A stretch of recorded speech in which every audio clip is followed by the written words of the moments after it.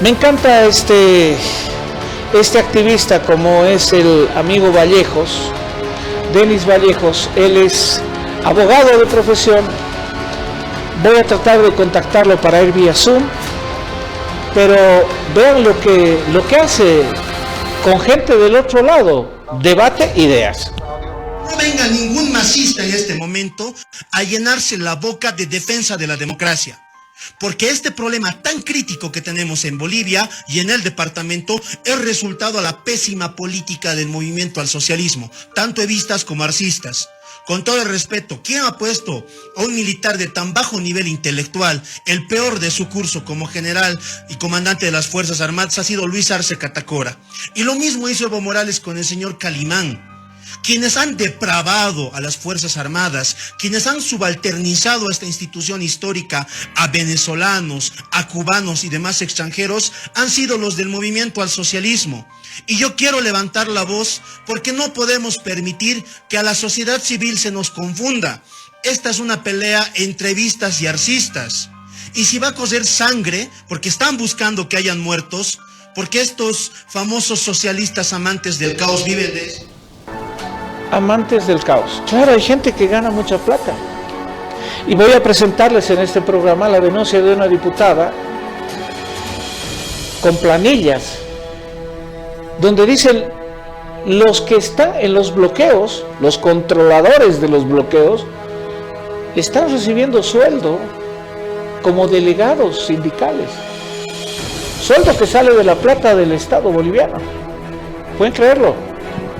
Pero Denis Vallejos, activista desde el 2012, abogado de profesión, lo ubiqué en Oruro. Este es su criterio.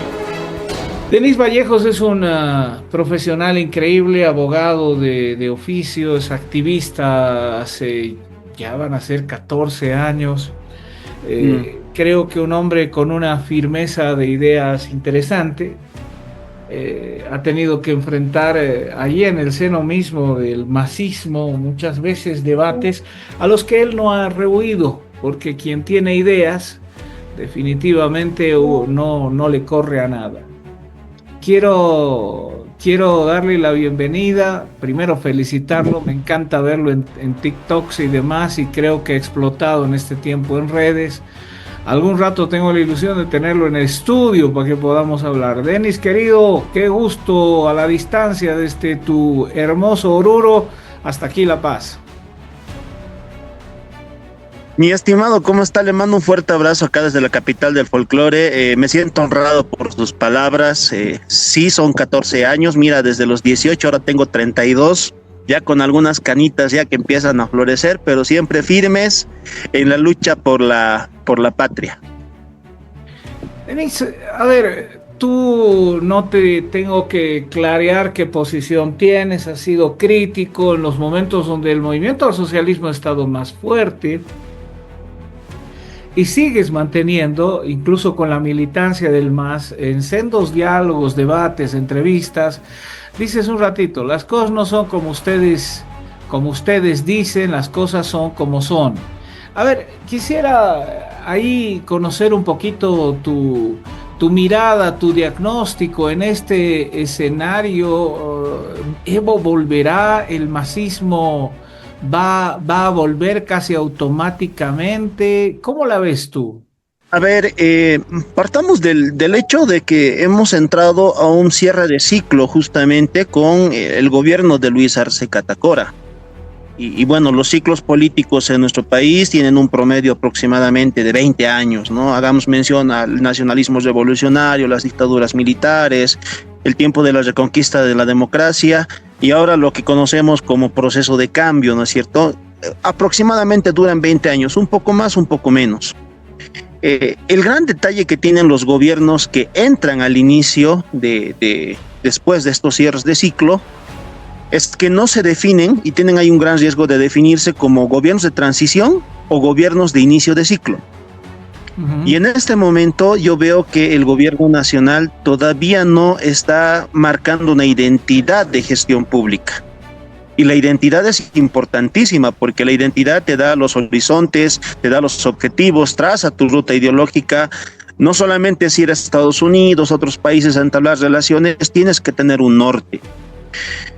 Yo particularmente considero de que Evo Morales no va a retornar, y te lo dice alguien que lo ha declarado persona no grata Evo Morales en el 2023 cuando bloqueó el departamento de Oruro, y todos decían que iba a llegar para el Anat Andino, y no llegó Evo Morales para el Anat Andino por primera vez en 30 años.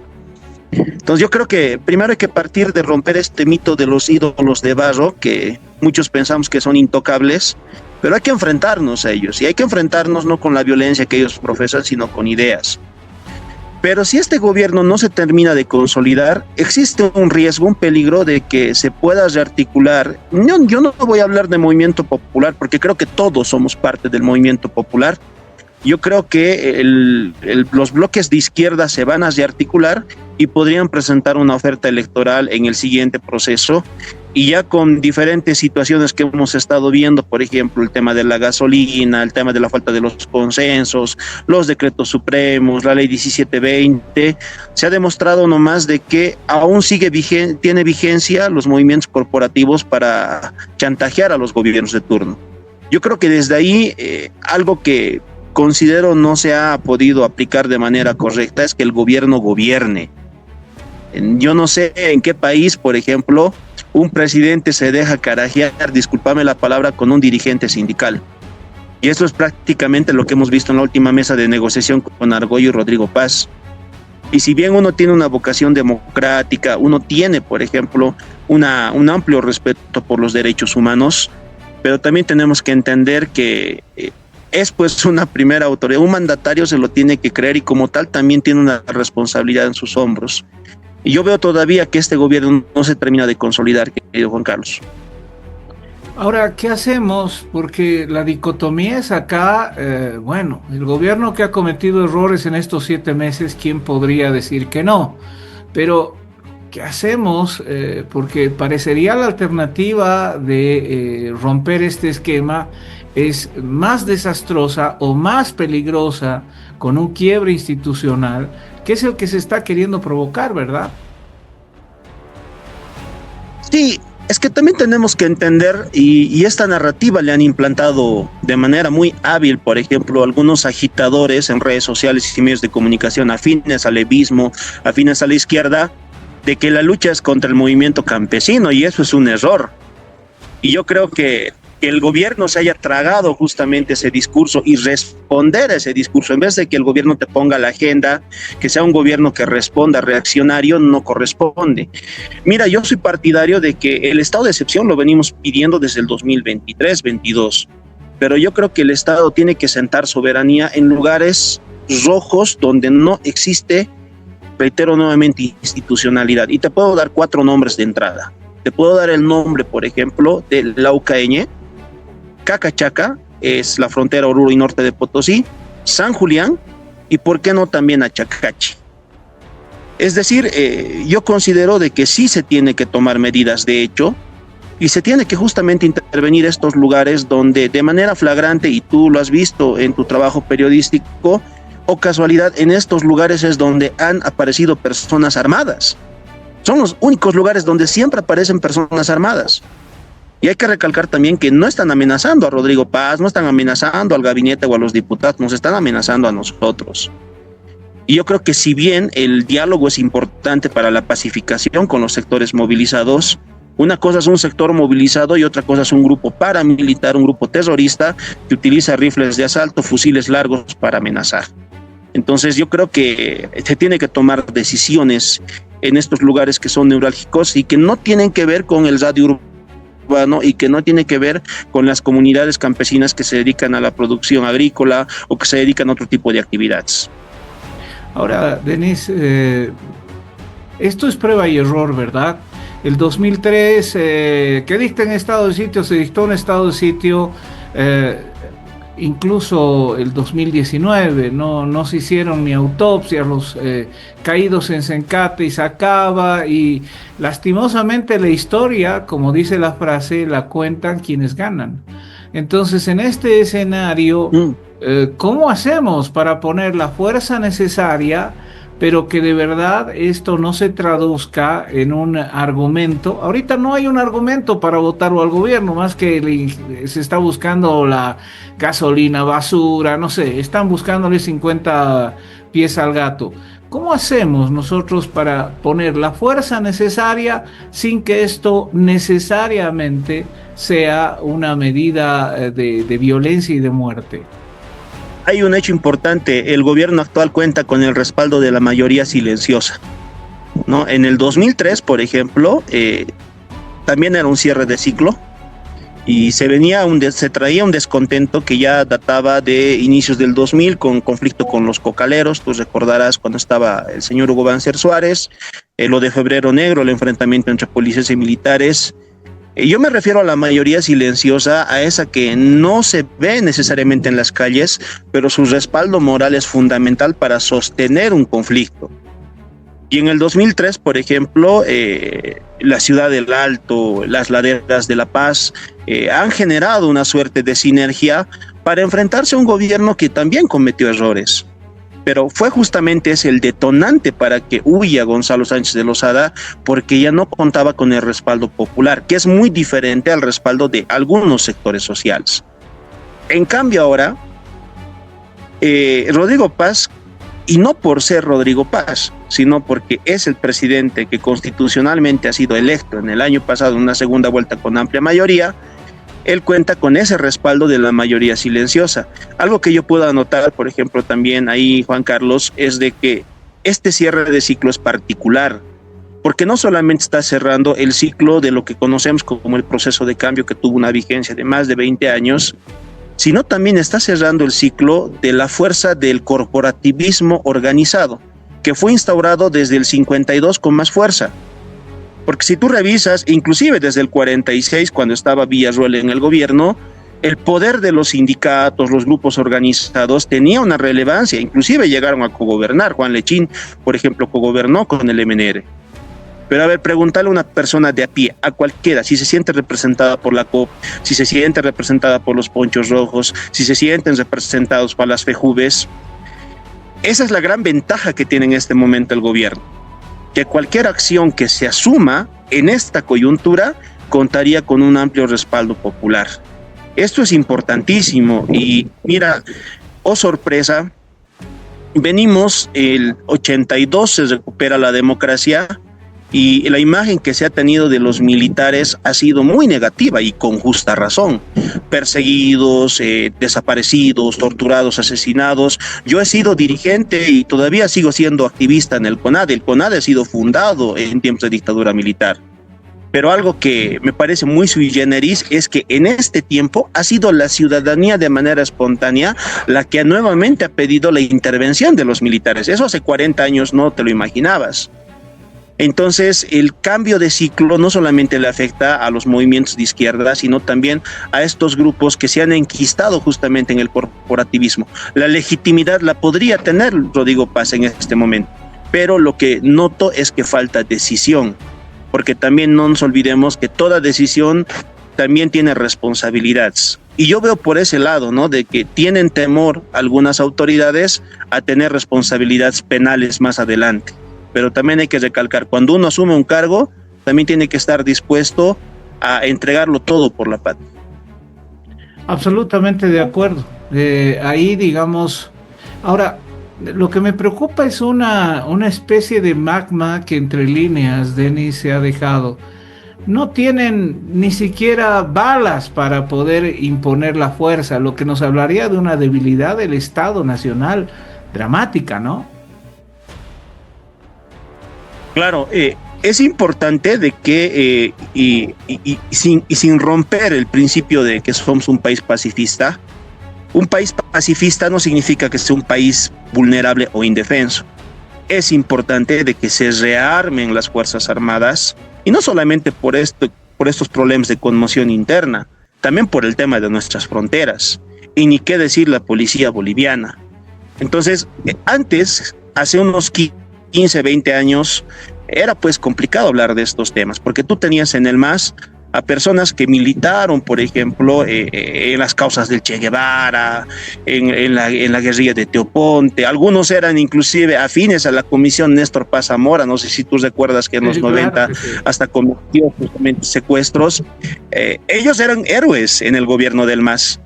Pero hay una nueva generación que está repensando, que está reentendiendo la historia y asume de que en este momento la institucionalidad es más importante que el romance por una determinada ideología. Y si bien no tenemos, por ejemplo, los insumos para poder en este momento generar un estado de excepción en todo el país, y esto lo han dicho varios militares tirados y demás, esto lo sustento con el informe de varios analistas en el tema, sí se puede generar estados de excepción específicos en estas zonas de conflicto que te he mencionado, Laucaeñe, Cacachaca, San Julián y Achacachi. O sea, sí se puede ahí. Sí contamos con la logística mínima para entrar a estos puntos neurálgicos. Y quiero aumentar lo siguiente, o casualidad, en estos puntos rojos existe narcotráfico. Existe contrabando, se reporta trata de personas, se reporta ajustes de cuentas. Entonces, ataquemos al corazón de la criminalidad. Yo creo que es importante que también se decida sobre ese tema y creo que es algo que tenemos que discutirlo de manera permanente. Absolutamente de acuerdo, y me parece que es necesario el sincerar el debate, ¿no? Creo que ahí nos falta sinceridad definitivamente. Y en esta lógica creo que no hay que tenerle miedo pues a ponerle el nombre a las cosas. Hay gente que le dice a la terminación de la espalda potito y hay gente que le dice culo. En este caso, mira, perdón la grosería de la expresión, pero creo que hay que poner las cosas por su nombre. Ahora, si no eres la solución, te conviertes en parte del problema, ¿verdad? Y ahí es donde hemos insistido en que el presidente puede pecar por acción o por inacción, ¿verdad? Claro, se ha hablado bastante de juicios de responsabilidades, ¿no? Lo cual yo te garantizo que no va a pasar en esta gestión, te lo garantizo. Porque, mira, teníamos una oposición en la anterior legislatura un poco más cualificada, te podría decir, en el sentido de que tenías intelectuales, profesionales, activistas, y ni uno se ha dignado a presentar un pliego acusatorio contra Evo Morales y Luis Arce Catacora. O sea, partamos de eso, ¿no? En la anterior gestión, cuando estaba Carlos Mesa como opositor Luis Fernando Camacho, ni un solo parlamentario se dignó a iniciar un juicio de responsabilidades contra Evo Morales y Luis Arce Catacora por diferentes delitos que se cometieron en el ejercicio de sus funciones. Ahora yo veo una asamblea legislativa que ha bajado bastante su calidad, querido Juan Carlos. Se ha devaluado bastante el rol del parlamentario, donde se ha visto pues un senador que está incitando a acercar ciudades. O sea, ni siquiera la gente del MAS se ha atrevido a tanto. Y Nilton Condori prácticamente te está abriendo una nueva categorización en el ejercicio parlamentario, ¿no? Los canallas que no solamente no respetan el mandato de su pueblo, sino también se enfrentan al pueblo de manera directa y se convierten en sus enemigos. Y yo creo que ese es un hilo muy peligroso sobre el cual está caminando el presidente y sus ministros. Y soy de la línea, y lo voy a recalcar, aunque algunos se han molestado ya de la línea oficialista, yo creo que el ministro de gobierno tendría que ser removido. Y en algún momento lo decía como chiste, hasta el coronel Holguín lo pueden traer. Ese lo ha agarrado del cogote Edman Lara, porque los agarra del cogote a los otros también, y que ponga orden en este país. Pero bueno, o sea, yo considero de que existe justamente este peligro para el gobierno, ya sea por acción o ya sea por omisión. Definitivamente, Evo Morales debe ser detenido, puede ser detenido. ¿Tiene que ser detenido? Claro que sí. Existen mandamientos de aprehensión en su contra. ¿De que puede? Yo considero de que sí se puede. Pero noto de que hay una protección de esferas medias, no solamente del gobierno, sino también de otras instituciones, tanto sindicalizadas y, por qué no decir también, ¿no es cierto?, grupos de la sociedad civil que ven en Evo Morales su último eslabón de resistencia, porque si tú sacas a Evo Morales de la ecuación, no existe otro referente sobre el cual ellos se puedan apalancar. Entonces la izquierda siempre ha sido dependiente de caudillos, Mira, muchos pensaban que Andrónico Rodríguez iba a ser el sucesor y resultó ser el Tilín 2.0. Muchos pensaban que Edman Lara iba a ser el sucesor y mira, resultó ser una broma de vicepresidente. Entonces, muchos están con la lógica de más vale lo malo conocido. Y ahí viene el otro error, ¿no es cierto?, del gobierno. Todavía sigue manteniendo funcionarios públicos de la administración de Luis Arce Catacora y la administración de Evo Morales. Lo ha dicho Yanine Áñez, este último, en una entrevista. El consejo que le doy al presidente, saque a la gente que esté vinculada con el MAS.